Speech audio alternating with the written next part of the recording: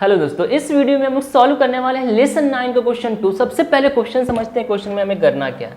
तो देखिए सिंपल बोला है यहाँ पे कि एक ट्री है जो यहाँ पे थंडरस्टॉर्म के कारण क्या हुआ है, टूट कर नीचे गिर चुका है। ठीक है, और जो टूटा हुआ पार्ट है ना, तो वो क्या कर रहा है, जमीन से ऐसा बेंड होकर जमीन को टच कर रहा है। ओके, इतना क्लियर। और जब वो टच कर रहा है जमीन को, तो वहां पे देखिए एंगल कितने डिग्री का बना रहा है, टच करते हुए 30 डिग्री का एंगल बना रहा है। ठीक है, इतना क्लियर। आगे बोला है कि जो डिस्टेंस है, वो जो टॉप जो जमीन को टच कर रहा है वहां से लेकर पेड़ के जड़ तक की दूरी जो है वो कितना देकर रखा है हमें यहाँ पे, सिंपल 8 मीटर। ओके, हमें यहाँ पे क्या फाइंड करना है एट द एंड में कि ये जो पूरा के पूरा पेड़ है उसकी हाइट कितनी होगी। सिंपल हमें इतना क्वेश्चन में करना है।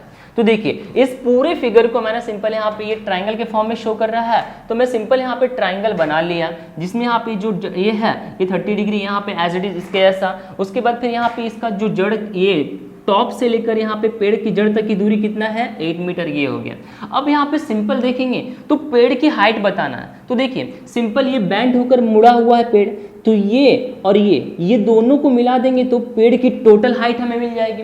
तो बेसिकली हमें यहाँ पे क्या करना है, हमें सबसे पहले ये फाइंड करना है और ये फाइंड करना है, फिर इन दोनों को प्लस कर देंगे तो टोटल पेड़ की हमें हाइट यहाँ पे मिल जाएगी। ठीक है, तो सबसे पहले हमें जो गिवन में देकर रखा है मैं उसको लिख लेता हूँ।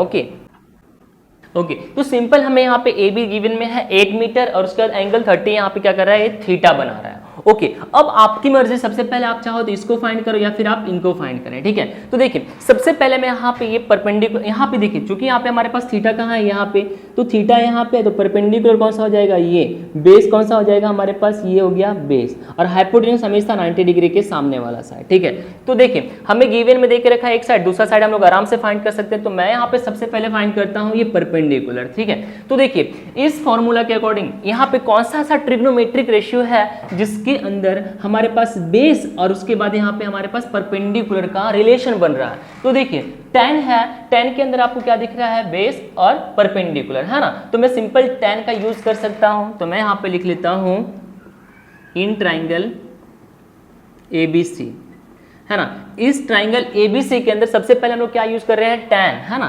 तो tan एंड थीटा हमारे पास कितना है, 30, तो ये हो गया 30।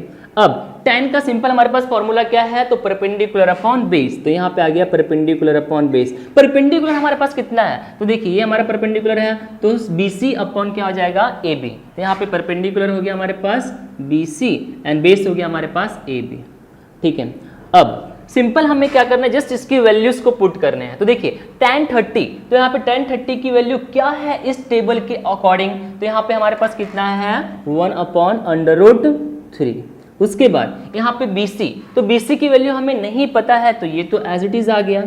एंड AB की वैल्यू हमारे पास कितना है, 8। ठीक है, सॉल्व करते हैं आगे। तो यहाँ पे क्रॉस मल्टीप्लिकेशन करेंगे तो BC जब मल्टीप्लाई होगा √3 के साथ में, तो क्या बन जाएगा, √3BC, और 8 जब 1 से मल्टीप्लाई होगा तो 8 ही बन जाएगा। हमें BC की वैल्यू निकालना है, तो ये BC इसी साइड, ये मल्टीप्लाई इज इक्वल टू के साइड जाकर क्या हो जाएगा, डिवाइड में, तो 8 डिवाइड बाई √3। ये आ चुका है हमारे पास सिंपल क्या, BC की वैल्यू। अब हम लोग ने यहाँ पे इनको फाइंड कर दिए हैं। अब सिंपल मैं अगर इसको फाइंड कर दूंगा तो दोनों को प्लस करने पे हमारा हाइट मिल जाएगा। तो अब हम लोग क्या करते हैं, इसको फाइंड करते हैं। ठीक है, अब हम लोग सिंपल क्या करेंगे, इसी ट्रायंगल ABC के अंदर, अब यहाँ पे ट्रिग्नोमेट्रिक रेशियो के अंदर देखिए हमारे पास बेस और हाइपोटेन्यूज, ये दोनों को हम लोग यहाँ पे यूज कर सकते हैं या फिर ये भी यूज कर सकते हैं। तो सिंपल हमारे पास sin 30 का फॉर्मूला क्या होता है, परपेंडिकुलर अपॉन हाइपोटेन्यूज। ओके, आगे बढ़ते हैं। तो देखिए इसके अंदर हमारे पास परपेंडिकुलर कितना है, BC, तो यहाँ पे आ गया BC, एंड हाइपोटेन्यूज हमारे पास कितना है, AC, तो यहाँ पे आ गया आपके पास AC। ठीक है, आप चाहे तो इन दोनों का भी रिलेशन बना सकते थे। ठीक है, मैंने इन दोनों का रिलेशन बनाया, इसके लिए मैंने sin 30 का यूज किया। ओके, अब यहाँ पे हम लोग क्या करते हैं, जस्ट इसकी वैल्यूज को पुट करते हैं। तो देखिए sin 30, इसका वैल्यू हमारे पास कितना है, 1/2 इस टेबल के अकॉर्डिंगली, है ना। अब यहाँ पे BC, इट मींस BC की हमारे पास वैल्यू है, तो देके रखा है कितना, 8/√3, तो 8/√3 आ गया। हाइपोटेन्यूज, तो देखिए हाइपोटेन्यूज की वैल्यू तो हमारे पास पता नहीं है, तो हम लोग इसको एज इट इज लिख देंगे। तो यहाँ पे डिनोमिनेटर में है, तो डिनोमिनेटर में AC एज इट इज। आगे बढ़ते हैं, तो देखिए अब हम लोग क्रॉस मल्टीप्लिकेशन करेंगे, तो क्रॉस मल्टीप्लिकेशन होगा तो ये इससे मल्टीप्लाई होकर कितना हो जाएगा, 8 2 16, एंड यहाँ पे ये जब मल्टीप्लाई होगा 1 से, तो ये तो एज इट इज रह जाएंगे, कितना, √3AC, है ना। हमें वैल्यू निकालना है ए से का, तो ये ए सी एज इट इज और ये मल्टीप्लाई में है इज इक्वल टू के साइड आकर क्या हो जाएगा 16 के साथ में डिवाइड में, ठीक है। तो हमारे पास क्या आ चुका है, ये बी सी की वैल्यू आ चुका है और ए सी की वैल्यू आ चुका है। अब जस्ट हम लोग इन दोनों को प्लस कर देंगे तो हमें ये हाइट ऑफ द ट्री मिल जाएगा। तो मैं यहाँ पे लिख लेता हूँ स्टेटमेंट, ओके। हम लोग यहाँ पे height of the tree find करने वाले, तो उसके लिए क्या करेंगे, सिंपल बी सी प्लस ए सी।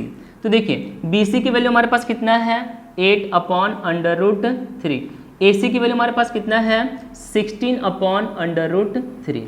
तो सॉल्व करते हैं इसको। तो देखिए यहाँ पे √3 तो एज इट इज यहाँ पे रह जाएगा, तो यहाँ पे ये भी 8 एज इट इज और यहाँ पे 16 एज इट इज। इन दोनों को प्लस करेंगे तो सिंपल हमारे पास कितना आ गया 24√3।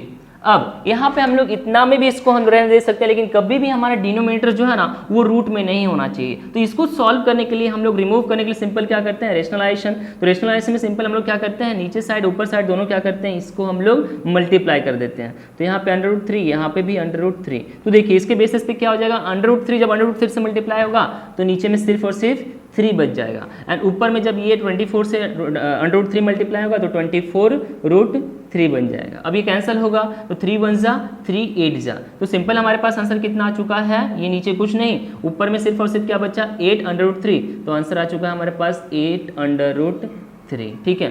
तो ये हो चुका है हमारे पास हाइट ऑफ द ट्री। मतलब हम लोग जब इन पूरा ट्री की हाइट देखेंगे ना तो कितना आ जाएगा हमारे पास 8/√3। आप इसको स्टेटमेंट फॉर्म में जरूर लिख लीजिएगा, एट द एंडिंग में क्या हो जाएगा हमारे पास 8/√3। क्या हो गया आपका कि टोटल हाइट जो है पूरा ट्री का वो कितना हो गया 8/√3, ठीक है। तो ये सिंपल सा आंसर था आपके पास क्वेश्चन नंबर 2 का। अब हम मिलते हैं क्वेश्चन नंबर 3 पे, तब तक के लिए bye bye, take care, thank you so much.